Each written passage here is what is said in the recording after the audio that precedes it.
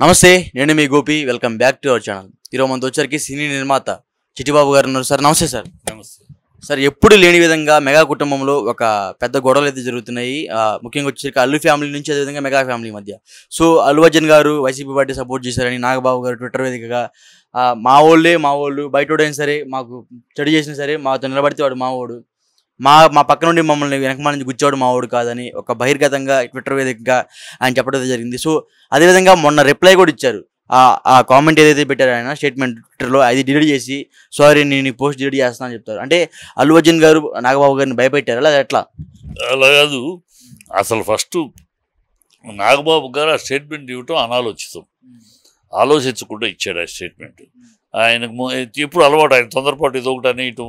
గతంలో కూడా హీరో బాలయ్య గురించి హీరో బాలయ్య ఎవరు హీరో బాలయ్య నేను ఎప్పుడు వినలేదే. పాత ఆర్టిస్టు బాలయ్య అని ఒక ఆయన ఉండేవాడు, బాలకృష్ణ అని ఒక కమెడియన్ ఉండేవారు, బాలయ్య అని ఒక ప్రొడ్యూసర్ ఉండేవారు. ఇప్పుడు ఇలాంటి సెటైర్లు వేయటం, ఆ తర్వాత దాన్ని సర్దుకుంటానికి మళ్ళీ వేరే చేయటం అతనికి అలవాటే. తొందరపడి మనిషి సరదాగా ఉంటాడు, జోకులు వేస్తూ ఉంటాడు.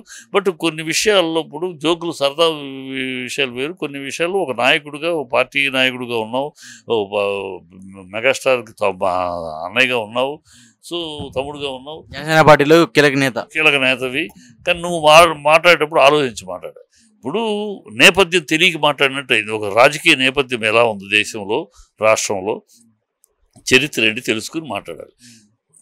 అనేక ఆంధ్ర రాష్ట్రంలో కానీ దేశంలో కానీ అనేక చోట్ల తండ్రి కొడుకులు వేరు పార్టీలు, అన్నదమ్ములు వేరు పార్టీలు, అత్త కోడళ్ళు వేరే పార్టీలు, మామ అల్లుళ్ళు వేరే పార్టీల్లో, ఒకే స్టేట్లో, దేశంలో కూడా అనేక స్టేట్లో జరుగుతుంది. బయట ఏం వార్తలు వస్తున్నాయంటే సార్, అల్లు అర్జున్ గారు నాగబాబు గారికి ఫోన్ చేసి వార్నింగ్ ఇచ్చారంట, నువ్వు నా జోలు రామా కానీ.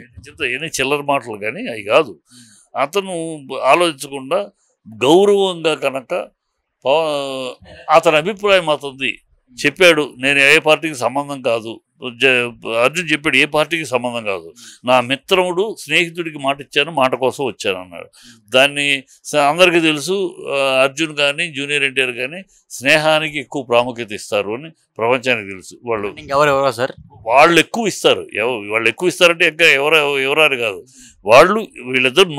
వీళ్ళిద్దరు స్నేహానికి ఎక్కువ ప్రాముఖ్యత ఇస్తారు అనేది నోన్ ఫ్యాక్ట్. కనుక వాళ్ళిద్దరూ ఆ కోణంలో తన స్నేహితుడికి ఇచ్చిన మాట కోసం, స్నేహితుడి భార్య తన భార్య క్లాస్మేట్స్, పెళ్ళైన కాడ నుంచి వాళ్ళ ఇద్దరు దంపతులు కలిసి వెకేషన్స్కి వెళ్ళినా ఇద్దరు దంపతులు కలిసి వెళ్ళేవారు. అలాంటి నేపథ్యం ఉన్న స్నేహం వాళ్ళది. సో వస్తానన్నాడు, వెళ్ళాడు. అది కూడా చెప్పాడు, నేను ఏ పార్టీకి పరిమితం కాదు, నేను న్యూట్రల్, ఓన్లీ నా స్నేహం కోసం అతను గెలిపించుకుని అడగడానికి వచ్చాను. దాన్ని ఎందుకంటే గౌరవంగా గౌరవించి ఉండాలి. నేపథ్యం తెలియకపోవడం ఈ కారణం. అమితాబ్ బచ్చన్ ఉన్నారు. అమితాబ్ బచ్చన్ కాంగ్రెస్ ఎంపీగా గెలిచారు. తర్వాత రాజకీయాల నుంచి పక్కకు తప్పుకొని వైబ్రెంట్ గుజరాత్కి అంబాసిడర్గా మోడీ గారికి సపోర్ట్గా పనిచేశాడు. అదే సందర్భంలో ఆయన వైఫ్ జయా బచ్చన్ పార్లమెంట్లో మోడీకి వ్యతిరేకంగా మాట్లాడారు. వాళ్ళిద్దరూ ఒకళ్ళొకళ్ళు తిట్టుకున్నారా? నువ్వు నా భార్య కాదు, నువ్వు నా మొగుడు కాదు అనుకున్నారా? అనుకోలే. సమయం పాటించారు, ఒకరి అభిప్రాయాన్ని ఒకరు గౌరవించారు. అందువల్ల వాళ్ళు కంటిన్యూ అవుతున్నారు. మీలాగా అనుకుని వాళ్ళు ఏమయ్యేవారు? కనుక ప్లస్ ఈ కంటెంట్ చేయటం వల్ల ఎవరికి నష్టం, ఎవరికి ప్రయోజనం? మీకే కదా నష్టం. మీ కుటుంబంలో ఉన్న హీరోలు ఒకళ్ళు తిట్టుకుంటే, మీ కుటుంబంలో ఉన్న వాళ్ళు ఒక్కొక్కళ్ళు తిట్టుకుంటే, మీ కుటుంబంలో ఉన్న హీరోలు ఫ్యాన్స్ ఒక్కొక్కళ్ళు పోటాడుకుంటే ఎవరికి నష్టం? మీకే కదా నష్టం, మూడో హీరోకి కాదు కదా.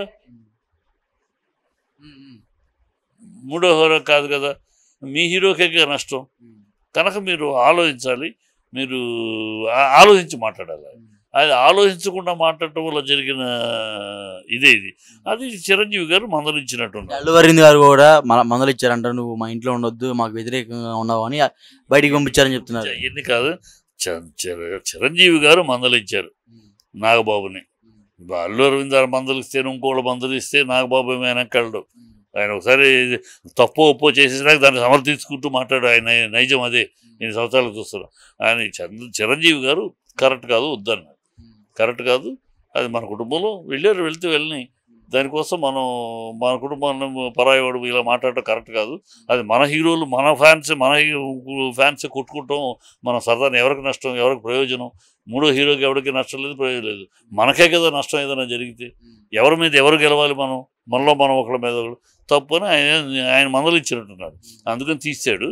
అది తీయటం మంచి పని అయింది. లేకపోతే ఏమవుతుందంటే ఎవరు అల్లు అర్జున్ ఫ్యాన్స్ పవన్ కళ్యాణ్ ఫ్యాన్స్ ట్విట్టర్లో అసహ్యంగా మాట్లాడుకుంటా అంటే ఏమిటి, ఎవరికి నష్టం? ఈ అనవసరంగా కెలికి ఈయన వల్ల మర్చిపోయిందని కూడా మళ్ళీ ఆ ఫ్యాన్స్ కెలుగుతున్నారు. మా అర్జున్ తన స్నేహితుడికి సమర్థింపుకి వెళ్తే తప్పులేనిది తప్పు అయితే మీరు చంద్రబాబుని మీ తల్లిని తిట్టిన చంద్రబాబు పక్కన చేరటం కరెక్టేనా అని అడుగుతున్నాడు. అది వాస్తవమే కదా. తల్లిని తిట్టారనే పవన్ కళ్యాణ్ ఆవేశంగా మాట్లాడాడు.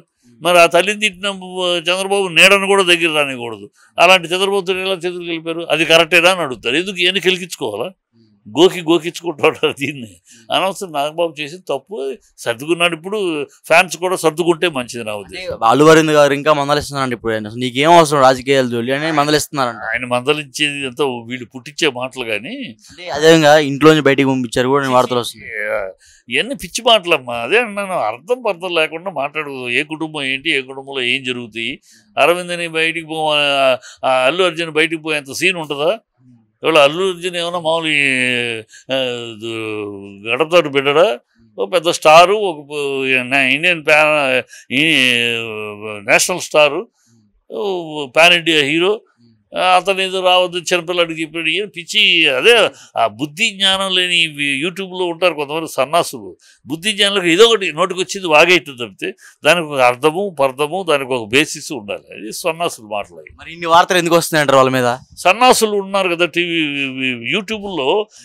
యూట్యూబ్ని ఎంత బాగా వాడేవాళ్ళు ఉంటే అంత సన్నాసి రకంగా వాడేవాళ్ళు ఉంటారు. ఈ సన్నాసులు చేసే పనులు ఏంటి? ఎవరంటారా సన్యాసులు? ఉన్నారు.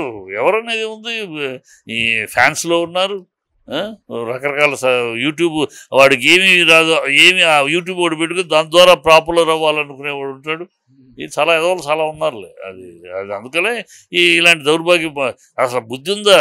అల్లు అరవింద్ అంట అల్లు అర్జున్ని గంటి ఏమైనా చిన్నపిల్లాడా? ఈ స్కూల్ చదువుతున్న పిల్లాడా, లేకపోతే ఈ తల్లి కొంగుదాటు బిడ్డ? అంత సీన్ ఉంటుందా? ఇలాంటి వార్తలు ఎందుకు వస్తున్నాయి అంటున్నారు సార్. చెప్తున్నారు కదా, సన్నాసులు, బుద్ధి జ్ఞానం లేని, కనీస విజ్ఞానం లేని మొండమోపులు రాసి ప్రమోట్ చేసే న్యూస్లు. ఇంకా లీడర్ అని ప్రజానాయకుడు, రాజకీయ నాయకుడు అని పూర్తిగా ఇంకా అతనికి అవగాహన ప్రజల్లో లేదు. ఏదో సినిమా స్టార్గానే మాట్లాడుతున్నాడు. ఇంకా సినిమా స్టార్గానే మాట్లాడుతున్నాడు కాబట్టి రాజకీయ నాయకుడుగా ఆ స్థాయి, ఆ హోదాలో, ఆ విశ్లేషణతోటి, ఆ విషయ పరిజ్ఞానంతో, ఇదిగో నేను వస్తే ఇది చేస్తా, నేను వస్తే ఇలా మార్పులు చేస్తా, ఆ అంశాలను ఒక్కొక్క అంశాన్ని ఎంతసేపు అతను ఓడించండి, చంద్రబాబుని గెలిపించండి, అతను ఓడించండి, చంద్రబాబు గెలిచి, ఇదే నీ సిద్ధాంతం. దీనికోసమని నువ్వు నాయకుడు అవుతావు. నువ్వు సినిమా హీరోవే, ఇంకా రాజకీయ నాయకుడు అవలాతను. ప్రజల దృష్టిలో, అతని దృష్టిలోనూ, అతని ఫ్యాన్స్ దృష్టిలోనూ మొన్నటిదాకా వాళ్ళ ఫ్యాన్స్ అందరూ రేపు కాబోయే సీఎం, ఎల్లుడు కాబోయే సీఎం అనలా. ఇవాళ సీఎం కాదు, దానికి ఏదో సాకు చెప్పుకొని మేము ఓడిపోతే పరుగు పోద్దు కనుక ఇప్పుడు మొత్తం పోతే అసలు పోద్దుగా కొట్టుకట్టేయాలి కదా. కనుక ఇవన్నీ ప్రగల్భాల మాటలోనూ ఇప్పటికైనా ప్రజల్లో తనకున్న ఇమేజ్ ఏంటి తెలుసుకోవాలి. చుట్టూ ఉన్న ఫ్యాన్స్ అరుపులను బట్టి అది అనుకుంటే కాదు. ప్రజల్లో నేను పార్టీ పెట్టాను, రాజకీయ పార్టీకి పెట్టాను, నన్ను ఎంతవరకు స్వీకరిస్తున్నారు రాజకీయ నాయకుడిగా అనేది అతను విశ్లేషణ చేసుకోవాలి. ఇంకా తన రాజకీయ నాయకుడిగా, ఒక ప్రజానాయకుడిగా ప్రజలు స్వీకరించట్లేదు, ఇంకా అంగీకారం పొందలేదు, ఇంకా నీకు మెచ్యూరిటీ వచ్చిందని నమ్మట్లేదు ప్రజలు. నీకు అధికారం అందిస్తే నువ్వు సవ్యంగా చేయగలవు అని కూడా నమ్మకం లేదు. నీ దగ్గర ఏ విధానం లేదు, ఏ ప్రణాళిక లేదు, ఏ విషయ పరిజ్ఞానం లేదు. ఎవరో పక్కన వాళ్ళు రాసిస్తేనో పక్కన వాళ్ళు చెప్తేనే మాట్లాడే తీరు అనేది ప్రజల్లో ఉన్న అపనమ్మకం. కనుక ఇవన్నీ ఉన్నాయి. Thank you sir.